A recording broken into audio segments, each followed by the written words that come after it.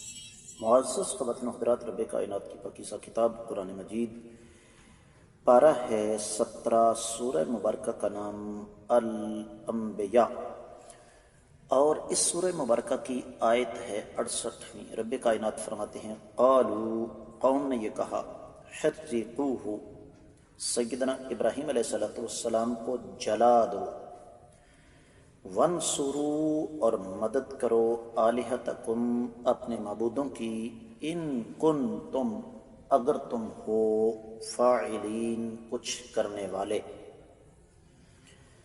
با محاورہ ترجمہ سماعت فرمائیے گا۔ لوگ کہنے لگے ابراہیم علیہ السلام کو آگ میں جلا دو اور اپنے معبودوں کی مدد کرو اگر تم کچھ کرنا چاہتے ہو۔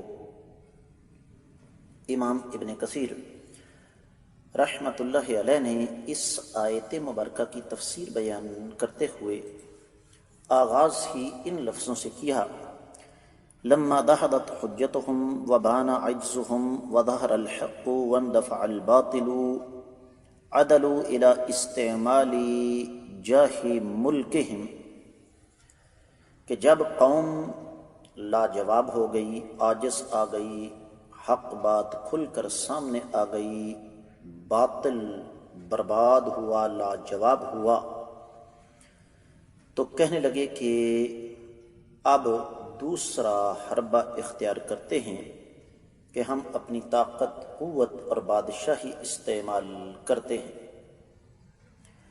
اس حوالے سے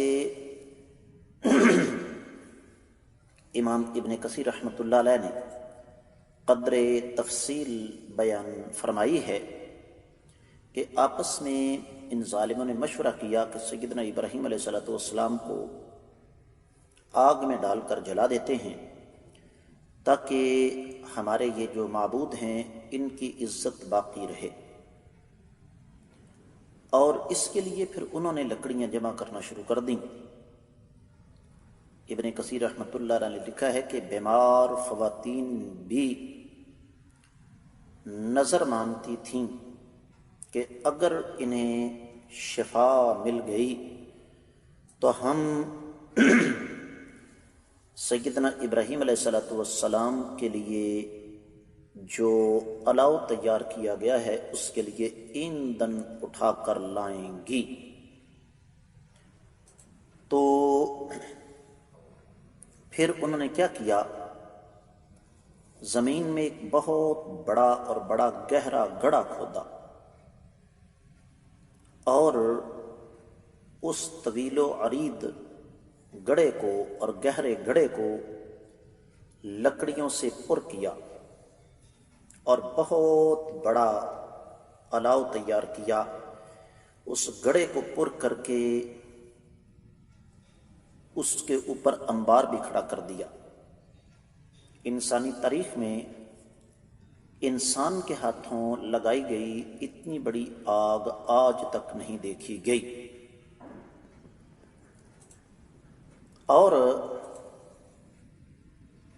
اس حوالے سے ابن کثیر رحمۃ اللہ علیہ لکھتے ہیں کہ الاؤ اتنا بڑا تھا کہ شعلے آسمان سے باتیں کر رہے تھے،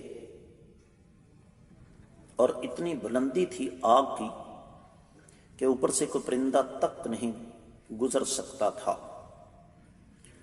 اب اتنا بڑا الاؤ اس کے پاس جانا محال تھا۔ پھر سوچنے لگے کہ اب کیا کریں، اس آگ کے پاس ہم خود نہیں جا سکتے تو ابراہیم علیہ السلام کو کیسے ڈالیں؟ تو ایک کردی فارسی عربی کے مشورے سے انہوں نے ایک منجنیق تیار کی۔ اس آدمی کا نام ہیزن تھا۔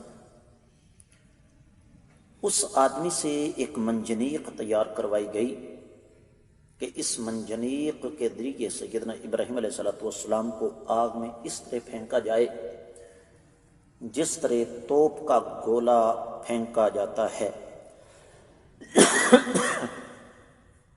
ابن کثیر رحمۃ اللہ علیہ فرماتے ہیں کہ اس آدمی نے جب منجنیق تیار کر لی تو اللہ نے اسی وقت اس بدبخت کو زمین میں دنسا دیا، اور وہ قیامت تک اندر ہی اندر اترتا جا رہا ہے۔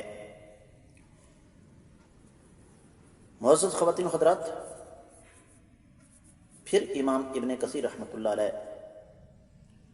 یہاں پر ایک اور بات ہمارے سامنے رکھتے ہیں صحیح بخاری کے حوالے سے کہ سیدنا عبداللہ بن عباس رضی اللہ تعالیٰ عنہما ارشاد فرماتے ہیں کہ جب سیدنا ابراہیم علیہ السلام کو آگ میں ڈالا گیا تو انہوں نے فرمایا حسبی اللہ و نعم الوکیل، میرے لیے اللہ کافی ہے اور وہ بہترین کارساز ہے۔ اور پھر سورہ آل عمران کی 173ویں آیت مبارکہ پیچھے گزری ہے، جب سارے کا سارا عرب اکٹھا ہو کر مدینے پر چڑھائی کرنے کے لیے آ گیا تو اللہ نے اس کا نقشہ کچھ یوں کھینچا کہ ان الناس قد جمعوا لكم فاخشوهم فزادهم ایمانا وقالوا حسبنا اللہ ونعم الوکیل۔ جب لوگوں نے کہا کہ تمہارے خلاف تو اب پورے کا پورا عرب جمع ہو گیا ہے، اب کیا کرو گے؟ تو ان کا ایمان بڑھ گیا، ایمان والوں کا، اور فرمانے لگے کہ ہمارے لیے اللہ ہی کافی اور وہ بہترین کارساز ہے۔ پھر اسی مناسبت سے ایک اور روایت جو کہ مسند البزار وغیرہ میں ہے لیکن سند کے اعتبار سے صحیح نہیں ہے کہ جب سیدنا ابراہیم علیہ السلام کو آگ میں ڈالا جا رہا تھا تو آپ نے اپنی زبان سے یہ الفاظ ادا فرمائے، اللہم انک فی السماء واحد وانا فی الارض واحد اعبدک، اے اللہ آپ آسمانوں میں اکیلے ہیں اور میں زمین پر اکیلا ہوں جو آپ کی عبادت کرنے والا ہوں۔ لیکن یہ روایت صحیح سند کے ساتھ ثابت نہیں ہے۔ پھر ایک اور روایت ابن کثیر رحمۃ اللہ علیہ لے کر آئے ہیں کہ جب کافر سیدنا ابراہیم علیہ السلام کو اس منجنیق میں باندھنے لگے تو آپ نے فرمایا، اے اللہ آپ کے سوا کوئی لائق عبادت نہیں، آپ پاک ہیں، تمام حمد و ثنا آپ ہی کے لیے سزاوار ہے، تمام بادشاہی کے آپ اکیلے ہی مالک ہیں، آپ کا کوئی شریک نہیں ہے۔ پھر ابن کثیر رحمۃ اللہ علیہ فرماتے ہیں کہ اس وقت سیدنا ابراہیم علیہ السلام کی عمر 16 سال تھی۔ الفاظ ہیں لا الہ الا انت سبحانک لک الحمد ولک الملک لا شریک لک۔ اور اسی حوالے سے پھر امام ابن کثیر رحمۃ اللہ علیہ نے ایک اور روایت نقل کی ہے کہ جب سیدنا ابراہیم علیہ الصلوۃ والسلام کو آگ میں ڈالا جا رہا تھا اور وہ ابھی ہوا میں تھے کہ جبریل امین آئے اور پوچھا کیا کسی قسم کی مدد چاہیے، تو فرمایا اما الیک فلا، کہ جہاں تک تمہاری ذات کا تعلق ہے تم سے کسی قسم کی کوئی مدد نہیں چاہیے، اور جہاں تک تعلق ہے اللہ ملک العلم رب الجلال والاکرام کا تو وہ میری حالت کو بخوبی جانتا ہے۔ اسی طریقے سے بعد روایات میں ابن کثیر رحمۃ اللہ علیہ کے بقول بارش کا فرشتہ بھی آ گیا تھا اور اس نے کہا کہ اگر آپ کہیں کہ میں بارش برسا دوں، تو فرمایا جس رب کی خاطر مجھے آگ میں ڈالا جا رہا ہے یقیناً اس کا حکم تمہاری نسبت تیزی کے ساتھ چلتا ہے۔ تفسیر ابن کثیر میں جو کچھ بیان ہوا وہ اتنا ہی۔ اللہ نے چاہا تو آنے والے سبق میں ہم دیگر کتب تفسیر کی روشنی میں اس آیت مبارکہ کا جائزہ لینے کی کوشش کریں گے۔ معمول کے مطابق آپ لوگوں سے خصوصی طور پر گزارش کروں گا کہ ان اسباق کو صدقہ جاریہ سمجھ کر زیادہ سے زیادہ آگے نشر فرمائیں۔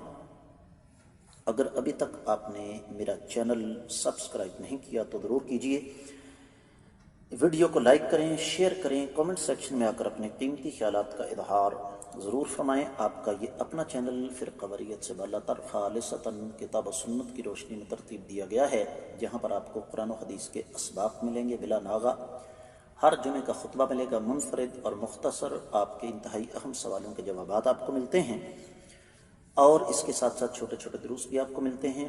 میں آپ کی طرف سے رابطے کا منتظر ہوں۔ آج کے سبق سے اجازت دیجیے۔ السلام علیکم ورحمۃ اللہ وبرکاتہ۔